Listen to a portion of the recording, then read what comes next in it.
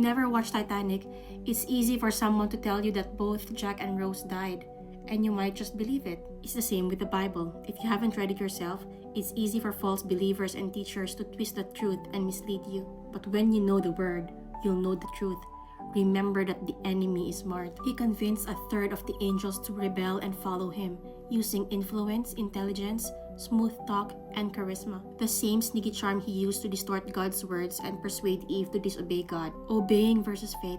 Which one actually saves you? This question has confused so many Christians, and honestly, it's tearing us apart. Some people say, as long as I have faith, I can do whatever I want. It's okay if I keep sinning. I'm saved by grace. Others say, if you're not perfectly obeying, you're not really saved. But this is what the Bible really teaches, especially in the book of Galatians. Jesus didn't set us free so we could stay stuck in sin. He set us free from the law, meaning we're no longer trying to earn our way to God through rules. We're made right with God by faith in Jesus, not by our ability to keep the law. But that doesn't mean we just throw obedience out the window and just live however we want. Galatians 5:13 says, "You've been called to freedom, but don't use your freedom to indulge the flesh." Yes, you're free, but don't use that freedom as an excuse to keep sinning. Faith in Jesus saves us, but real faith transforms us. When we put our trust in Jesus, He gives us the Holy Spirit, and the Spirit leads us away from sin and toward a life that reflects God's love,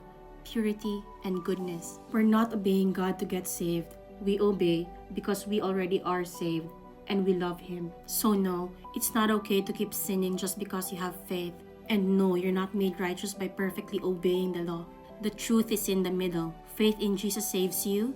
That same faith changes you, and the Holy Spirit empowers you to live differently. Because when you truly know Jesus, you don't want to keep living the same way. You want to walk in freedom, not return to the chains He already broke. If God has children who are passionate about truth, the enemy also has children who work just as hard to deceive. Be discerning, stay in the Word, and know it for yourself.